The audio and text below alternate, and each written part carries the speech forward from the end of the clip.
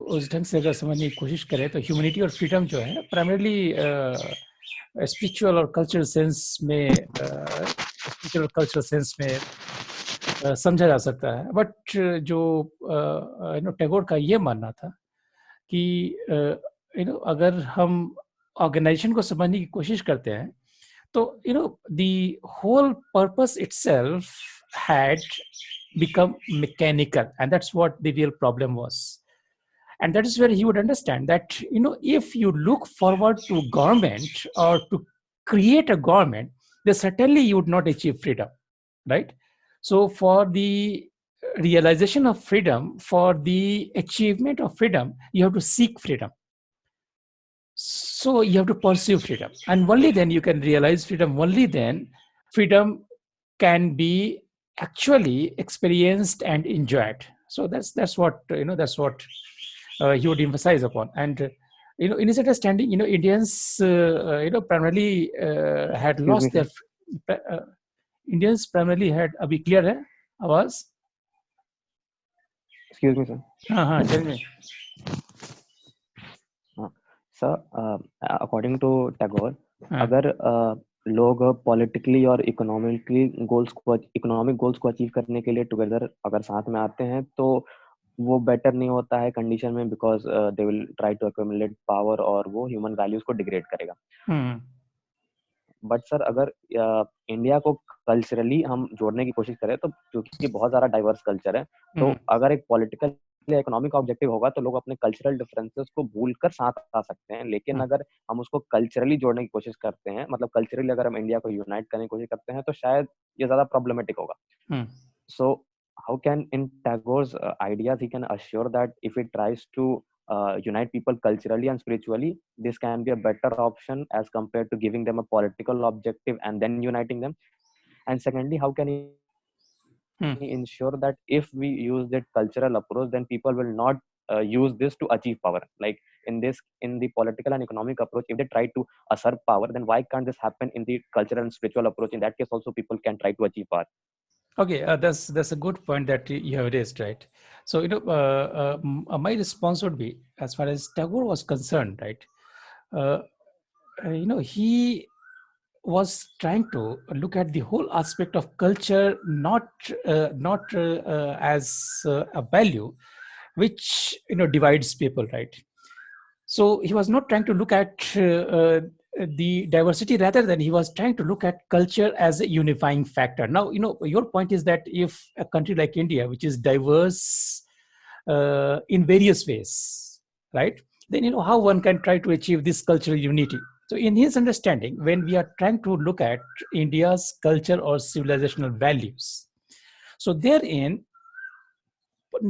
possibly therein possibly what he was trying to suggest, that there the boundaries which have been drawn in different cultures, that was largely an outcome of, or that was largely a result of the advancements in the field of science, and which had led the people to feel more organized, which had led the people to understand that they belong to one unit and not to the other unit. Meaning that what, in his understanding, leads people to understand that they had some exclusive identity, that was primarily due to the fact that people were realizing on the power of organization that was an outcome of science and technology, rather than the civilizational cultural values which people have.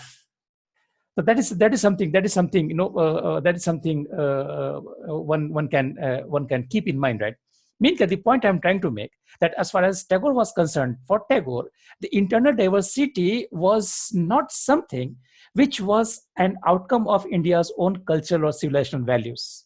The realization of internal diversity, or the realization that one is different from the other, is largely due to the fact that you are led to be believing in your exclusive identity, due to the impact of advancements in science and technology, right?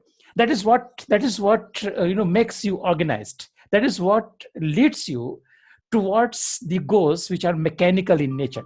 So your civilizational or cultural values are not mechanical. Your civilizational cultural values are not divisive, right? They would not divide. They would rather unite. And this is how Tagore was trying to look at. So that is one. Second, the point you are trying to make, that whether other purposes which may be in political or economic in nature, gives people reason to unite, rising above their cultural identities, rising above their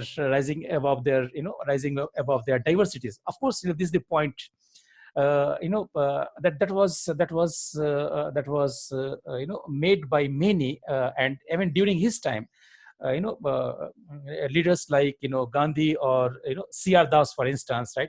So the same the same point was made by them, and in their understanding that as far as the whole understanding or feeling of nationalism is concerned, so that is where at one level it makes people to rise above their local level interests, their local level identities, and to unite for some larger purposes which may be political and economic in nature, and that is what is required for the people to achieve their freedom. But the issue is that is where Tagore differed in his understanding of freedom from those of those national leaders, right? So, in fact, the point you have made, the same point was made by other national leaders, and that is what also was also the point of difference between Tagore and Gandhi, for instance, right? The whole understanding of freedom. Now, what Tagore would say, that as far as Indians were concerned, right, and that is what is linked to the next point that I was trying to make, that Tagore's critique of Gandhian approach, Tagore's critique of Gandhian understanding of national freedom movement, right? See, I'm not saying that whether Tagore is right or Gandhi is right. I mean, I made it a point earlier that as far as Tagore is concerned, possibly Tagore was trying to confuse nationalism with imperialism, and this is how many have understood, right? And primarily, his center or his focus of discussion and his focus of argument was the role of British, right? Role of British vis-a-vis India. So that is how possibly one can look at. But what Tagore was trying to say, that as far as Indians were concerned, right? So Indians had been subjugated primarily because they had lost the power of reasoning, right? And that is where, in his understanding, what actually had happened, that Indians, instead of relying on reason, they were following the leaders, right? And this had happened throughout. This had happened, in fact, in cultural and religious field as well. And that is again linked to your question, that the issue of internal diversity, right?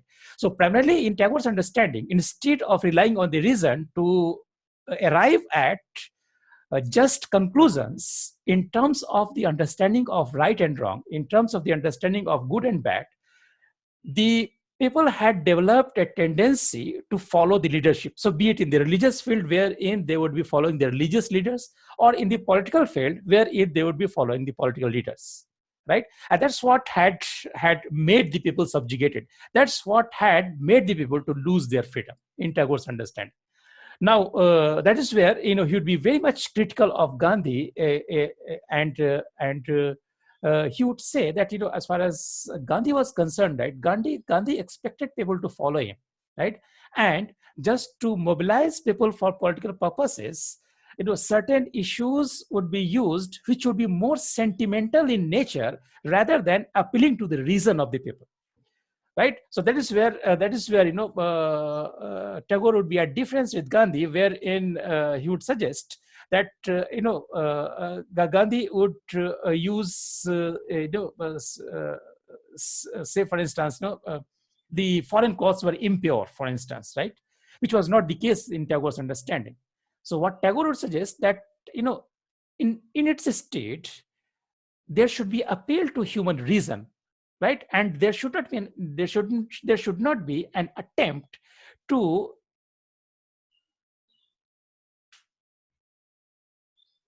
to mobilize them on issues which would be more sentimental or emotional in nature.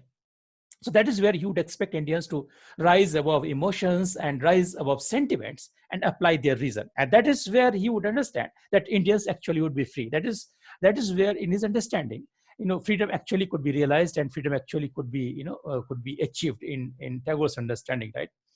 So that's what the link is, and that is a point that I wanted to make. How Tagore would differ with Gandhi, and why he would be critical to Gandhian approach, right? So political mobilization is something in Tagore's understanding, which again makes people to lose their freedom, because they are not following their reason, right? They are following the leadership. They are following the command of the leadership. So that is where, as an individual, you lose your existence, right? As a human, you lose your existence. So that's the point, he was trying to make. Right. Of course, again, just to reiterate and at the cost of repetition, I would add that again, Tagore had a vision which was more, what many commentators have tried to understand as cosmopolitan in nature, and more a kind of approach which would be influenced by the philosophy of humanism, where any kind of distinct identity was supposed to be at the lower level, and people were supposed to rise higher and connect with each other as a humans, rather than as a member of one specific cultural group, or one specific civilizational member, right? Or as a member of one specific political political group, right? So that's what possibly one can understand, as far as Tagore's views were concerned, right? I think that answers your question, and that also possibly brings us to the conclusion of our discussions on Tagore, right? So these are the 2 points which I wanted to make with respect to Tagore's thoughts. One, that would be his ideas on nationalism, how he would look at the whole economic and political aspect of a national project, right? And number two, how he would differ in terms of the Gandhian approach, wherein he would understand that uh, uh, masses should be more in a position to use their reason, rather than by forgetting their capability to use reason, and simply following the leadership. So that is where one understands that for Tagore there has to have